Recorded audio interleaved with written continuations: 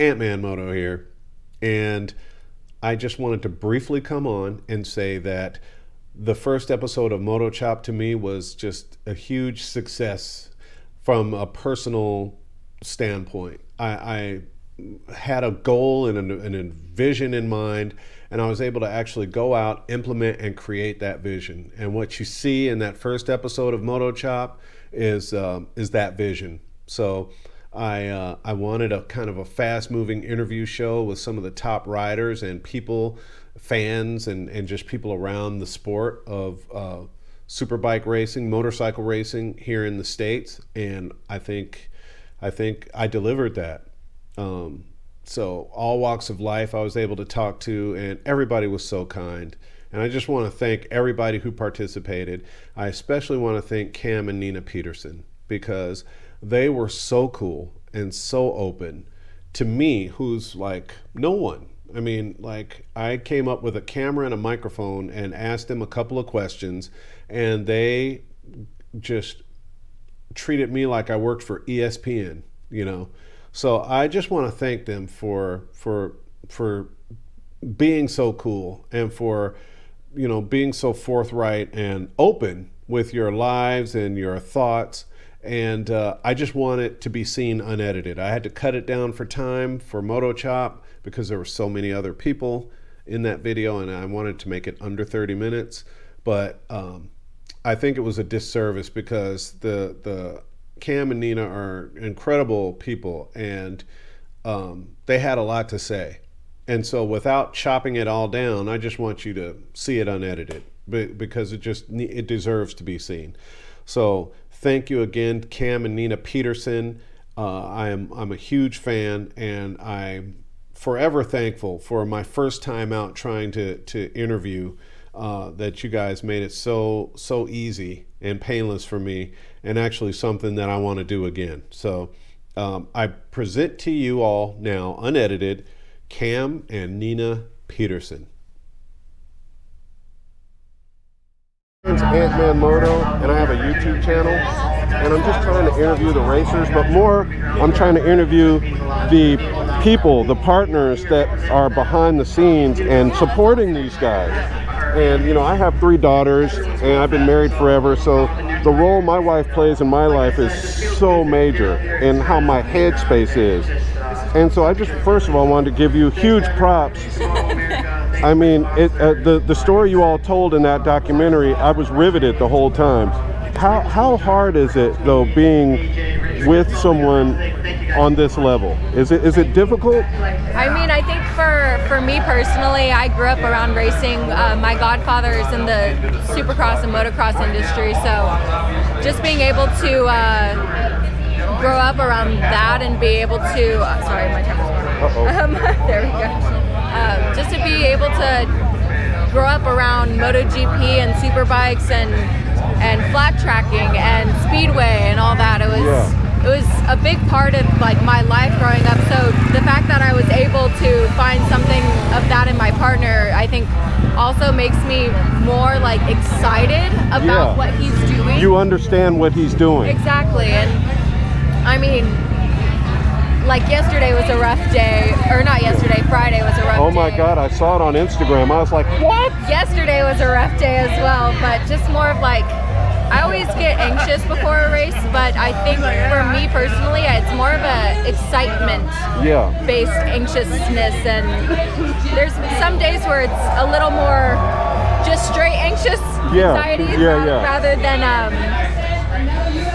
the excitement part. But I just know that he's doing what he loves, and I know that's what we're here to do, and we're literally just chasing his goal, and his dream is to win this championship. So I mean, just to see him do what he loves just makes me so happy, and that's fulfilling for me.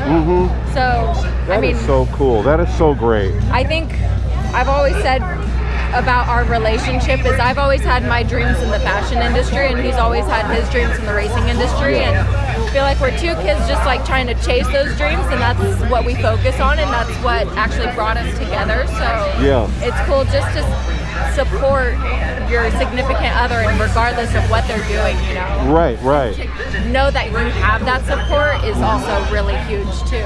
Yeah.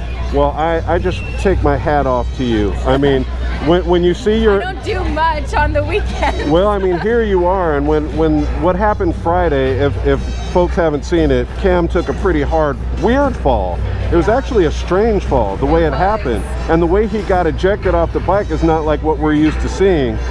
These guys crash a certain way. Yeah, and it was violent. Yeah. What goes through your mind when you see that? Like... Well, so at first, Matthew Skoltz's wife texted me because she saw it. She was at that turn and saw it, and she said that he's okay.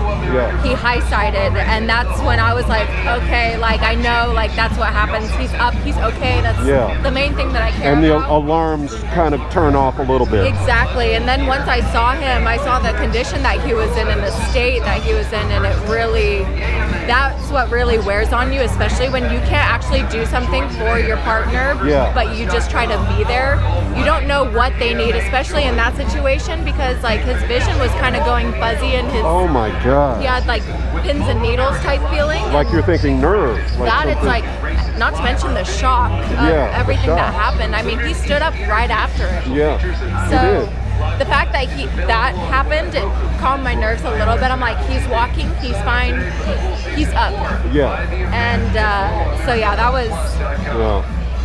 So I think the aftermath was what was really stressful. And you breathe that sigh of relief though, he's okay, and then it's just the mental part and just like, let's settle down, Even then yesterday, I could tell he didn't feel normal, he wasn't feeling like himself, so it's hard to see that, and like you have to know that it's not anything that's going on around him, it's just the way he feels, so you have to give him like some breathing room as well. Yeah, and let him just figure it out. Let him not feel overwhelmed and like in his head about how he's feeling, like just kind of put an ease to his That mind. is so cool. I mean, I'm my hat's off to you. I've said that 3 times, but you're a vital, you don't realize, maybe you do realize the vital role you play in his success. And we're pretty fortunate at this point. Like, I don't get to go to that many races, so when I do, I feel like I'm kind of useless. I'm not gonna lie. Like his trainer does so much for him and supports him, makes sure he has all the hydration and physical aspects that he needs. But for me, I'm like, I'm here if you need me. Yeah, believe me, just him knowing you're here is such a boost up here. You know, my wife never comes with me to the track, and I'm like, please come. She's like, I'm not going to that. So props to you. And what are you guys married? Yeah, we're on our 2nd year of marriage. Just celebrated our first last year in September. So well, congratulations. Thank you. For the fans out there, you are Mrs. Petersen. What's your name? Nina Petersen. Nina Petersen. All right, Nina, thank you very much for your time, and I wish you guys, as always, the best. That Tenacity was one of the best documentaries I've ever seen. Good, I'm glad you riding. liked it. Yeah. I love the way you guys were just allowed to tell your story the right way without rushing and a bunch of shifting around. It was just like a good sit down, and I really felt like I got to feel who you guys were. Good, I'm glad, because usually when you have a camera on me and like when I have to think about what I'm gonna say, I typically talk in circles and I get nervous. Me too. Funny enough, during that whole Tenacity thing, I've never said the word mint in my life. Cam has never heard me say it, and I froze, and so I just spoke, and that's what came out. I didn't think it was gonna be in there, but he had to include it. So. I mean, because that was classic. Yeah, I was like, I don't know where that word came from. I've literally never used it in my life. She said mint. Keep it in. Mint. Well, thank you very much, Nina. Thanks. It's nice to meet you. You as well. Thank you. But I just wanted to ask you, how do you think the season's playing out for yourself so far, and what are your goals, like long term with racing? Are you going to stay here in Moto America, or are you going elsewhere? Yeah, that's the plan. Honestly, you know, first round of the season, didn't get off to the best start. Had a pretty big crash on Friday, first day, and had a good first race, and then unfortunately, race 2 just had a DNF, you know. yeah, something went wrong with the bike, but these things happen. It's all part of racing. So yeah, just going to try to bounce back from here, and you know, the next few tracks we go to I really enjoy. So yeah, I'm going to try to bounce back, and I just want to win. You know, I want to win this championship, and that's my goal is to win. I've been here long enough, and I'm in the best team in the paddock, so it's time to start winning. Yeah, and I think it's going to happen. I mean, you've got all the pieces, and I just wanted to compliment you on the documentary I watched, Tenacity. Okay, yeah. And I don't know if you've watched it, but it's an amazing documentary about you. I mean, it really goes deep into like who you are and like your background and the struggles, and you know how you started winning in Superstock. And I just wanted to tip my hat to you. It was an amazing documentary, and I loved it. I really appreciate that. Yeah, Gray Fam, he did a great job producing that, and yeah, you know, everybody's got their story, and yeah, he felt like mine was unique enough to make a documentary about. And you know, one thing I just, you know, want to tell the younger generation, or one of the purposes about that is just, you can just never give up, you know, no matter how tough things get. If you have a goal and a dream, you just got to keep working for it, and eventually stuff turns around no matter how bad it gets, you know. And that was kind of the whole point of if you just hang in there. Exactly. I mean, you know, tenacity. Exactly. Have that tenacity, and just go for it, and live every day to the fullest, and keep chasing your dreams, and don't let the down times get you down. So that was kind of the whole point of it. And but honestly, all the struggles, all the hard times, I feel like it made me who I am today, and made me appreciate all this stuff a lot more. So yeah, I'm grateful for everything I went through. I mean, I could sit here and start crying thinking about it, because it's really powerful stuff. I wish you the best.